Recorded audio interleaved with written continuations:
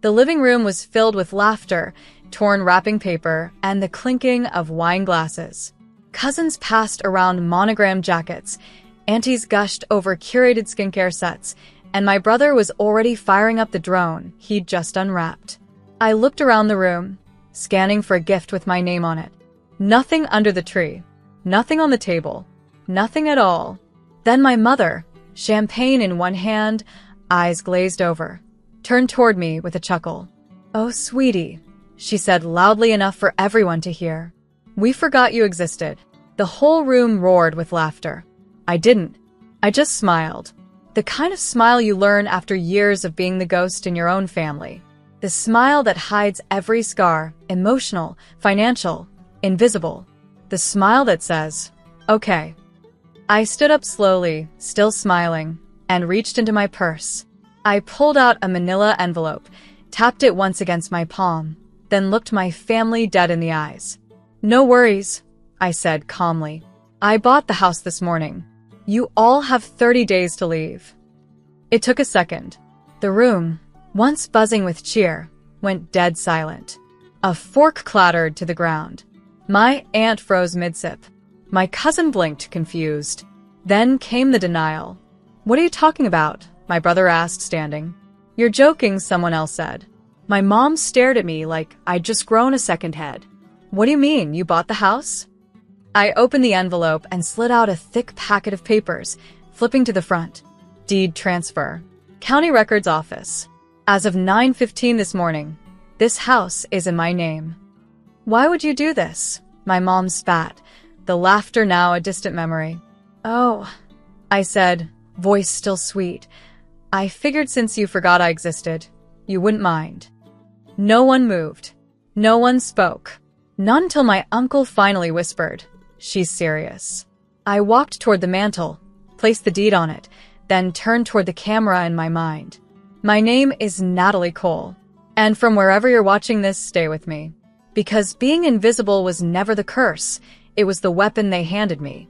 You see, when no one notices you, they don't notice what you're capable of. They don't watch what you're building. They don't know when you're about to strike. I was always the afterthought, until I owned the roof over their heads. I was the afterthought, the oops baby, the kid they didn't plan for and never really figured out what to do with once I showed up. My two older siblings had already drained what little emotional bandwidth my parents had. Mom doted on my brother like he was royalty. My sister? A fragile little glass figurine they all protected like a museum piece. Me? I came last and got leftovers, if that. There are no baby pictures of me in the hallway. No memory boxes tucked away in the attic. My birthday was usually a whoops, we forgot kind of day, followed by a sad grocery store cake and a $5 bill stuffed into a crumpled card someone clearly bought on the way home. I stopped expecting gifts by the time I was 10. By 15, I stopped expecting applause. I was getting straight A's, winning awards, getting into honors programs, and it barely registered. Meanwhile, if my sister passed algebra, they threw her a party. I raised myself, taught myself how to cook when I realized no one would bother, learned how to drive from YouTube, filled out my own college applications while my parents argued about vacation plans for my brother. I worked 2 jobs in college, waitressing by night, tutoring by day, and still managed to graduate early. My family didn't come to graduation. They said the flights were too expensive, but I'd paid for my own tuition. Every single cent. But here's the thing, I never complained. I just adapted. I became quiet, efficient, unshakable. I figured if I couldn't be their favorite, I'd be their fallback. The reliable one. The one they called when the rent was short, the car broke down, or the power got cut off. And I always showed up, always paid, always helped. Not because I thought they'd love me more, but because I wanted to believe they might eventually see me. That if I kept proving myself useful, they'd eventually realize I mattered. Spoiler alert, they never did. Even after I got promoted, after I bought my first property, after I built a quiet little empire out of almost nothing, I was still just Natalie, the quiet one. The one they called when the Wi-Fi stopped working. The one who never got a thank you. The one they forgot at Christmas. The one they laughed at during reunions. I used to cry about it. Then I just stopped feeling anything at all. The truth is, I wasn't born into this family. I was tolerated by it. They didn't raise a daughter. They left a survivor. The requests always came with sugar on top. Hey, Nat, you're so good with numbers. Can you look at this loan thing for me? Sweetheart, you're the techie one. Can you fix my Wi-Fi again? You're still driving that SUV, right? Mind helping us move next weekend? It was never really asking. Just assuming. Just taking. I used to say yes. Every time. Like clockwork. Not because I wanted to, but because I was afraid of what would happen if I stopped. Afraid they'd cut me off, even if I was barely hanging onto the edge of their lives as it was. But eventually something shifted. It started at a birthday dinner, not mine, of course. It was my sister's. They rented out a little bistro, ordered wine like water, gifted her a custom necklace. I handed her a modest gift card, and she barely glanced at it. Didn't even say thanks. Later that night, I went to the restroom and overheard my brother laughing to someone I didn't recognize, some cousin or new friend. She's the weakest link, he said. Honestly, who cares if she shows up? She just sits there like a houseplant. The woman laughed. Is she always that awkward? Yeah, he said. But hey, she's good for a free meal and a ride, so. I didn't go back to the table. I just left. No one noticed. 2 weeks later, I saw a video from my cousin's wedding, the one I wasn't invited to. My mom was in the background, talking to some woman I didn't know. Her voice was unmistakable. She's just socially invisible, my mom said. Always has been. Like she's there, but never part of things. You know. They were talking about me. Laughing. I stared at the screen until the light of it felt like heat on my skin. Something in me cracked open. Not in anger, but in clarity. That night, I started researching local property sales. Pulled up real estate transfer laws. Dug through mortgage listings. I had money saved. I had good credit. I had the skills. I was done playing the wallpaper in their lives. They didn't even notice I stopped replying to texts. Stopped coming to events. Stopped sending birthday cards. No one checked in. No one asked if I was okay. They never noticed I stopped showing up until I showed up with power. The letter came in a plain white envelope addressed to current occupant. My parents didn't even open it. It sat on their cluttered dining table for a week until I picked it up, curiosity getting the better of me. Notice of delinquent property taxes. At first, I didn't believe it. The house was modest, but it had been in our family for decades. Surely, they were managing it? But 2 weeks later, I checked the county website. Status: in pre-foreclosure. Taxes unpaid for 3 years. Lien stacking up like unpaid parking tickets. That's when I knew the house, the family fortress, the backdrop to every humiliation I'd ever endured, was vulnerable. It could be mine. I didn't gloat. I didn't even smile. I just opened a new browser tab and began researching real estate attorneys. I found one discreet, efficient, and with no connection to my last name. Through her, I set up a limited liability company. Clean. Quiet. Invisible.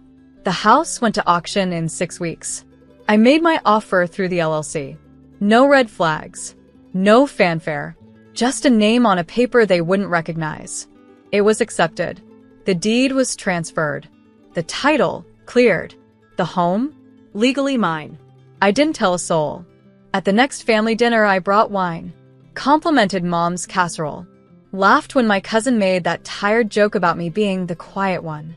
I smiled when my sister opened a new designer purse, a gift from my mother, just because. They were clueless. And I started keeping records. Screenshots of every time they forgot my birthday. Emails where they asked for small favors. Texts that went unanswered when I was sick. I started collecting everything they ever used to make me feel like an afterthought. Because this time I wasn't going to yell. I wasn't going to beg. I was going to own what they stood on. They thought invisibility was weakness. They thought silence meant surrender.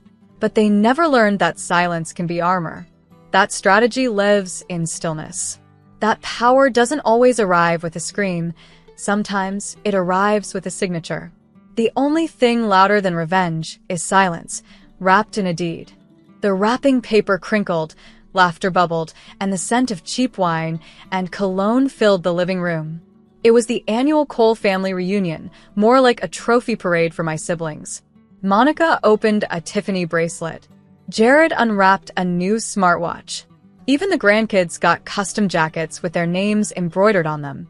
I sat quietly, a cup of lukewarm cider in my hands. There was no gift in front of me, not even a card. Mom looked up from her seat and laughed, really laughed. "Oh, sweetie," she said between chuckles, "we forgot you existed." The room roared. No one defended me. Not Monica, who once lived in my apartment rent-free for a year. Not Jared, whose credit card debt I'd quietly paid off after his third layoff. Not even Dad, who once cried in my arms after Mom told him he was a failure. I set my cup down, stood, smiled, then said clearly, "No worries. I bought the house this morning.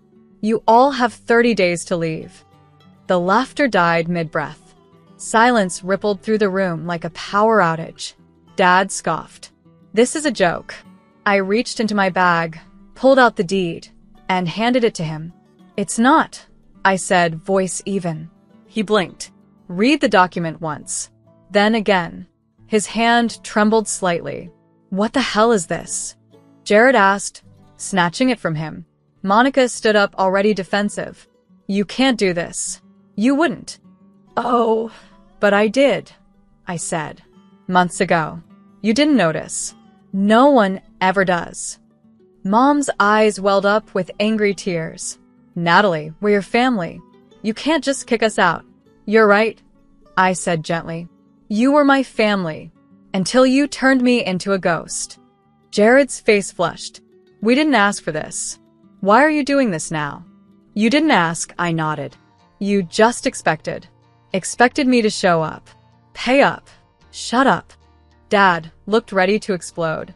"You think owning a house makes you better than us?" "No," I said, calm and cool. "But it makes me done with being less." I didn't yell. I didn't cry.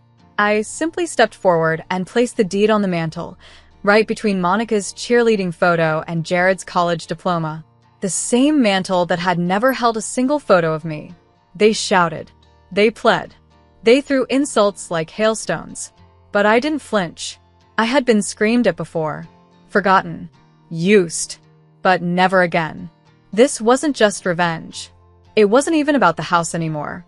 It was about the moment their eyes finally locked on me, not as the quiet, forgettable youngest sibling, but as the one who held the keys, the power, the deed. It was never about the house. It was about finally being seen as the threat I am. 3 days later, the envelopes arrived like clockwork, certified, notarized, and hand-delivered. One for Monica, one for Jared, one for my parents. Each one stamped with the same word in bold letters, "Notice to vacate." The reactions were predictable. Jared called first. I let it ring. Then came the text, "This is insane. You can't legally do this." I responded with a screenshot of the deed, my lawyer's information, and a brief message. Talk to someone who understands real estate law before you embarrass yourself further. 3 hours later, his lawyer confirmed exactly what I already knew. He didn't have a single leg to stand on. Next came Monica. She showed up at my apartment in tears. Full dramatic performance. "Nat, please," she whimpered. "This isn't you. You're not this cold." I let her speak. I even made tea.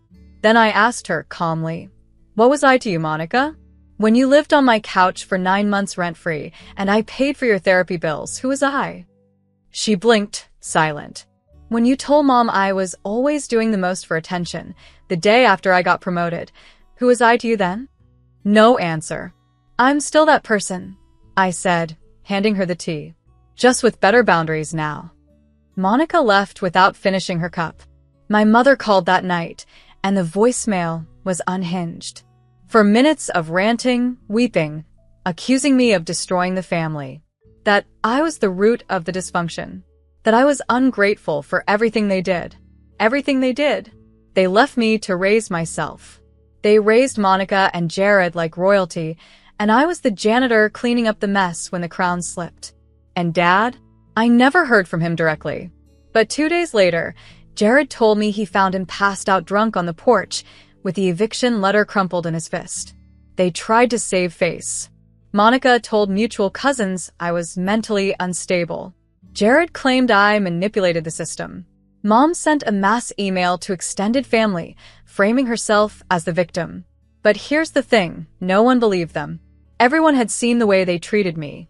The passive-aggressive digs. The absence of my name in their stories. The way I was never thanked, never praised, never seen. No one came to their defense. I wasn't the villain. I was the product of their neglect, standing on the legal ground they never thought I'd reach. For the first time in my life, they couldn't talk their way out of it. There was no spin, no savior, no loophole. They laughed when they forgot me. But the system didn't forget my signature. Natalie Cole didn't disappear. She just relocated to a place where her name wasn't followed by a pause or a polite squint of confusion. The town she chose wasn't glamorous. No high-rises. No gossip circles or family friends asking, "How's your mom doing?" It was quiet, honest. A place where she could walk into the local coffee shop and the barista would remember her order, not because she bought the most expensive drink, but because she smiled when she said thank you. She bought a small craftsman-style home on the edge of town, painted the shutters blue, grew herbs in the kitchen window. For the first time in her adult life, she had silence, and not the punishing kind. The kind that heals. In that silence, she did something she hadn't dared do before. She stopped surviving and started living. She launched a local support group out of the community center. Just 5 women at first. Each one with a story eerily close to hers. Not physical abuse, no bruises to show, but the invisible kind. The kind that lingers in your tone when you say your own name out loud. The kind that makes you over-explain your worth to people who stopped listening years ago. The group didn't have a name. They didn't need one. They showed up week after week because someone finally saw them. Natalie never led from the front. She shared tea, she listened, and when someone needed guidance, she offered it softly. Never like a lecture, always like a friend. One day, a girl named Mara joined. Barely 21. Smart, guarded. Looked like she'd already had a lifetime of being overlooked. Natalie saw her younger self in Mara's cautious smile. She took her under her wing, not with grand gestures, just consistency. Helped her apply for scholarships. Proofread her essays. Celebrated every win with a slice of pie from the bakery down the road. Mara was the first person in her family to go to college. And when she walked across that stage, Natalie was there, front row, hands clasped, beaming like a mother. It was the kind of pride no one had ever shown her. But now she could give it freely, without bitterness. Love, too, came quietly. A kind man named Caleb, who ran the used bookstore 2 blocks from her house. He never asked about her past. Never pushed. He just met her where she was, sawdust on her jeans, coffee in her hand, and that tired strength in her eyes. With him, there were no tests to pass. No bar to meet. Just shared space, shared books, and laughter that didn't come at someone's expense. One evening, as they sat on her porch watching the sky dim to lavender, Caleb asked, "Do you ever think about going back?" She thought for a long moment before answering. Not anymore. And it was true. For so long, she had waited for recognition, for apology, for someone in that house to say, "We see you now." But waiting had been a form of captivity. "I thought I wanted them to say sorry," she said finally. "I just needed to stop waiting." 1 year later, the house was gone. Not physically. It still stood, its white paint flaking under a gray sky, porch sagging like a tired mouth. But it no longer belonged to them. The deed had transferred. New names on the mailbox. New cars in the driveway. New laughter echoing down the halls that once swallowed hers whole. Natalie didn't drive by often. Once or twice, maybe. Curiosity, not sentiment. She didn't feel anything for the place anymore, just a quiet kind of distance. Like looking at an old bruise that had finally healed. You remember the pain, but it doesn't belong to you now. Then, in early spring, she got a text from a cousin she hadn't heard from in years. "Thought you'd want this, LOL." Attached was a photo, blurry, yellowed at the edges. A family reunion from a decade ago. Everyone crowded together in the backyard of that house, holding paper plates, sun in their eyes. Natalie looked at every face. Her siblings. Her parents. The cousin who sent it. Uncles. Aunts. Even kids who weren't born yet at the time had made it in. But not her. She wasn't in the photo. Not at the edge. Not cropped out. Just never there. At first she laughed.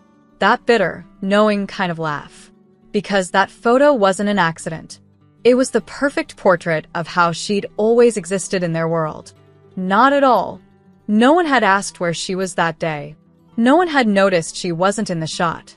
Even now, her cousin hadn't mentioned it, hadn't said, "I just realized you're not in it. Just thought you'd want this." She didn't reply. Later that night, she walked through her garden barefoot. The spring soil was soft, still holding winter's chill, and her herbs were sprouting again: sage, rosemary, lavender. The wind brushed past like a whisper. Not the kind that warns, the kind that welcomes. She stood there for a long time, staring up at the stars. That house had once felt like the whole world, like the only place she'd ever be accepted if she just tried hard enough, if she gave enough, if she smiled through enough jokes at her expense. Now it was just a footnote. Her new home didn't have ghosts in the walls. It didn't need her to shrink to fit inside. It didn't remember a version of her that never existed. Here she was whole. She had people now, ones she'd chosen. Friends who didn't keep score. A partner who didn't question her silence. A life stitched together by intention, not obligation. And most of all, she had herself. She looked up at the moon and let the air fill her lungs, deep and clean. They'd forgotten she existed. And once, that had gutted her. But now? Now she knew who she was. Knew her own voice. Her worth. Her capacity to walk away without needing to explain. They forgot I existed. But I didn't. And I'll never let anyone forget me again.